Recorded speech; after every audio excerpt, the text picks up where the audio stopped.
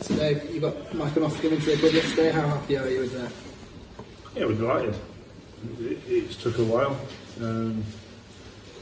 frustrating at times, but I think we've got a good player who fits the criteria that we look for, before the window opens. So yeah, he's got a good pedigree. His character's brilliant. So we think we've got a real good player who will complement what we've already got. When did you first become aware that you could bring Michael to the club? Probably Christmas time, something like that. Maybe near the New Year. It was quite a late decision, I would imagine, from Blackpool. All that's when they make people aware that people are available and what have you. So yeah, it was on the list, do the due diligence, and some inquiries, make sure you're getting the right man for the price you can afford, and then get it over the line. And sometimes that happens very quickly, and sometimes it takes a while, and this one took a while. A lot of people that we spoke to sort of around Michael have said how good a character he is around a football club. How important is that, bringing someone into your successful team this season? I think for me it's on a par with how good the footballer they are. I don't want plant pots near my football club. They're just getting away. They just cause problems. We've got a terrific dressing room, terrific group of lads. We're all striving for the same thing, all working hard.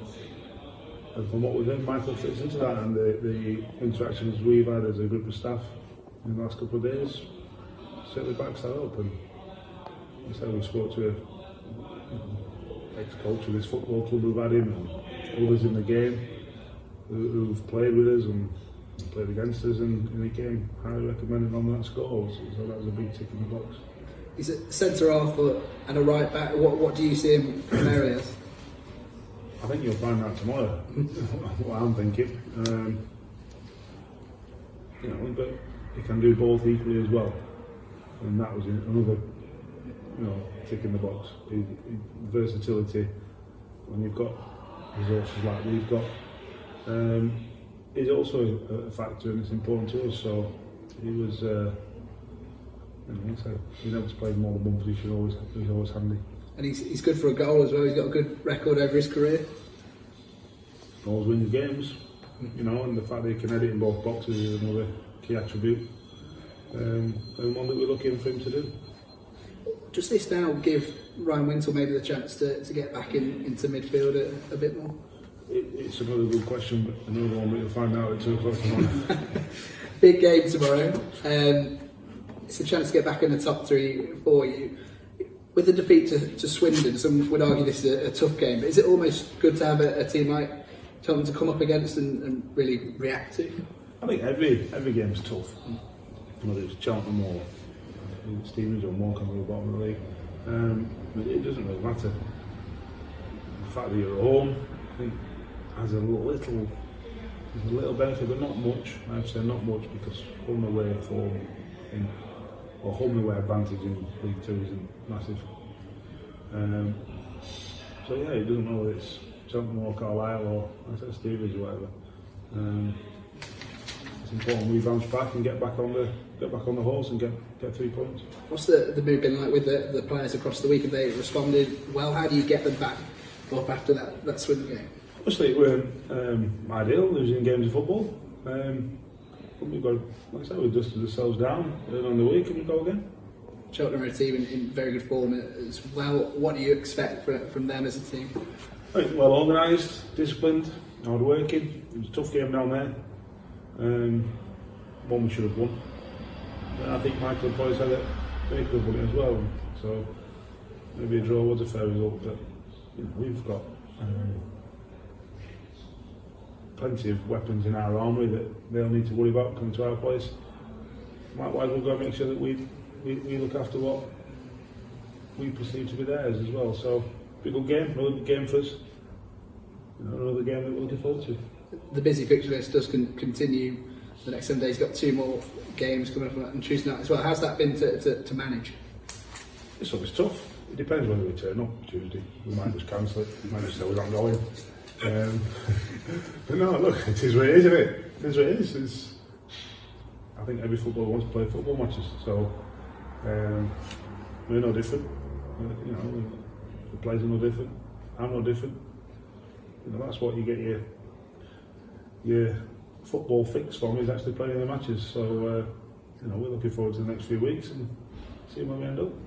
With the arrival of Michael Nottingham, their supporters sometimes think of repercussions with that and possible consequences. There has been a mention of Perry NG, of his future at the club and whether he could be leaving this window.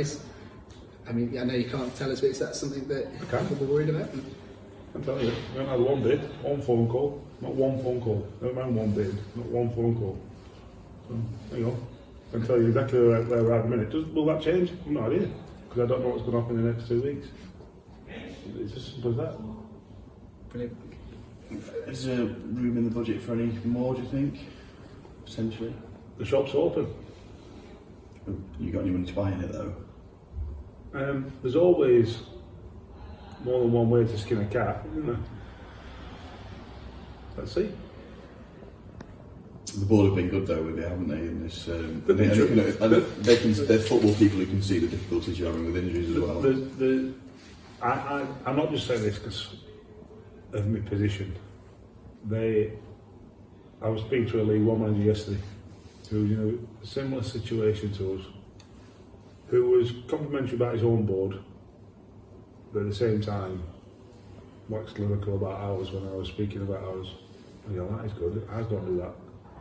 You know, and you just know that our board understand. And if we can't do anything, we can't do anything for a valid and very good reason. And if we can, then they'll do all they can. And I can't fault them. Since I've been sat in this chair, they've supported me. Don't get me wrong, I've not been stupid and asked for X amount of pounds, and I know exactly where we are in the pecking order in that sense, but I knew that before I took the job, so it's not a problem, and it never will be. It is what it is, and you know, I'm fully on board with cutting your cloth accordingly, and you know, making sure that we do the best we can within the constraints that are placed upon us. Now, will that change going forward? Well, like we've said before, if you can find 250 quid down the back of your sofa, or you find 50 quid, and you've got 5 mates who've got 50 quid, well, get it in, because it's important, and it will be important going forward for us. And you know, they'll have a say. If you did find enough money to skin another cat, would it be another defensive cat, perhaps, or to the funds you have in there, or a more attacking cat? I think it'd be a defensive tiger. No, I don't know. But the way we are at the minute, it's a constantly evolving, changing picture. You know, if we get a phone call tomorrow about P&G, that'll change things. Likewise, if we get a phone call tomorrow to say that, you know, Chris Porter's been run over by a truck on the M6, that'll change things. You know, however far-fetched you want to see it, or however likely you might perceive things to be, the honest answer is, at the minute, we've got to go on what's happening right now and make decisions based on that. If we had a crystal ball, it'd be a lot easier. And we're hoping it'll pan out the way we see it when we make them decisions.